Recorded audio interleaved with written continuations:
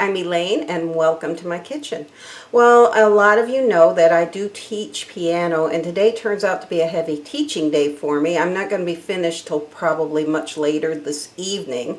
So I decided that I am going to put my 5-hour beef stew in the crock pot. So let me show you how we're going to do that. Okay, so I'm just going to turn you down a little bit so you can see. Bring this up a little closer. There we go. Okay. Now in my crock pot, I have about 2.5, almost 3 pounds of stew beef that I have cut into smaller bites so that you don't have these great big chunks, and it's more bite-sized, more manageable for the person eating it. So.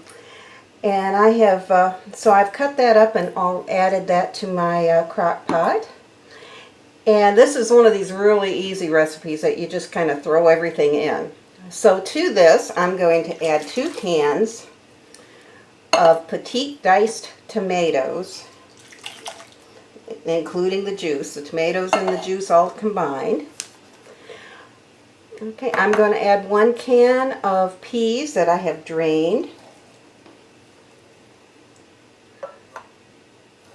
Okay, and I am going to add 6 medium carrots that have been sliced, and these were actually frozen. They were the baby carrots that were frozen, and I just thawed them out and I sliced those up. Okay, and we're going to add 3 medium potatoes that we drained. Approximately, I like more potatoes than this. I usually add more potatoes because we do like them. Alright, and now let me grab a spoon. I'm going to kind of stir this around a little bit and get this distributed a little better. Alright, so I'm stirring that a little. Okay, and now to that I'm going to add 4 tablespoons of Minute Tapioca. And what this will do, this will serve as a thickener. But it doesn't turn out pasty like flour sometimes can. And okay, 2 more. 1 and 2. And it comes out very smooth, and it does thicken it pretty well. So. Okay, so I just want to kind of stir that in.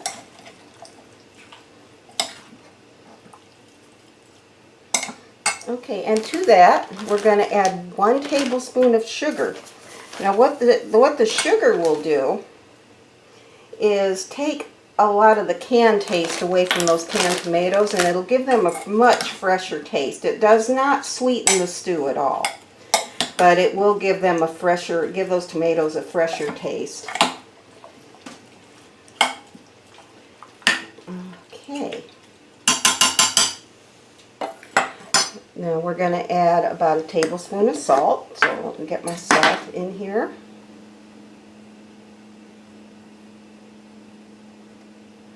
And I'm just going to sprinkle that in. And we're going to just kind of sprinkle this with pepper to taste. If you don't like pepper, you don't have to add it, but we do like a little pepper, so I am going to add the pepper.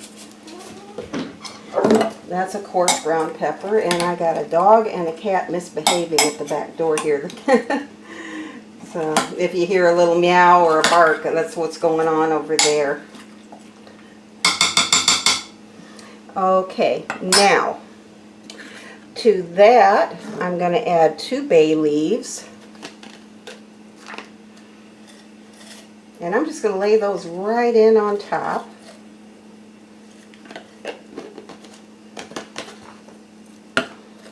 And I'm going to add just a pinch of thyme leaves, and you can also add marjoram if you like, but I don't usually add the marjoram. I do add the thyme leaves and a little rosemary, a few rosemary leaves, just a pinch. We don't need much, so just a little pinch.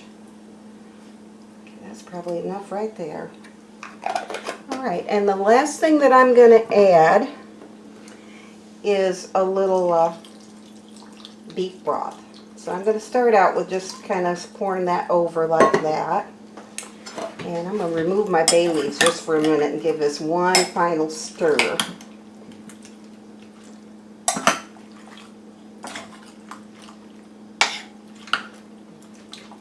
Okay, and now I'll be checking on this periodically to see if I need to add any more beef broth. Sometimes you don't, because as this cooks, a lot of the moisture from the vegetables is going to be released. And so it may have plenty in there, but I just always like to check it, make sure. So I'm going to put my lid on this and turn it up to high. And I'll be backing this down to low later on. And so what I'm going to do is I will be back with you in a little while, and we'll check on this together, and I'll let you see how it's coming. So we'll be back shortly.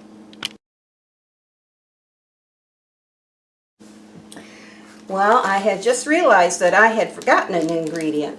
I had my onions. These were onions that I had chopped, and my husband used some on a hot dog, and then I froze them, and I forgot to put those in. So I am going to go ahead and get those added too. So that also calls for, it calls for either 3 medium or 2 large onions, and this was an extra large onion, so I think there's plenty of onion here. So I will go ahead and get those added. I apologize for forgetting that. It happens a lot.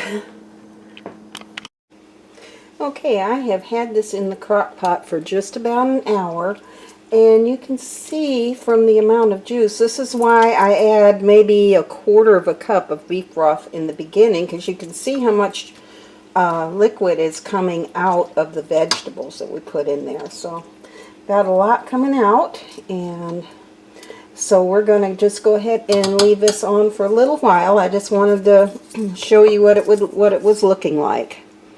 Okay, so we'll be back in a while. Okay, our stew has been going now for a couple of hours, and you can see how much liquid that the vegetables have made. That's why it only calls for like 1/4 cup of liquid to be added in the beginning. So this is coming along pretty well. So I'm going to put the lid back on it, and I will be back with you later on when we're ready to eat. Okay, I'm back, and my last student for the evening has left, and my stew is done. So let me just turn you down here so you can see. Alright, and there's how it looks when it's done. So it actually came out pretty good, and I'm just going to have a roll with it, and that is going to be dinner tonight. Whoops, went the wrong way. There we go. Okay, so I do thank you for watching, and I hope you have a great evening, and we'll see you next time.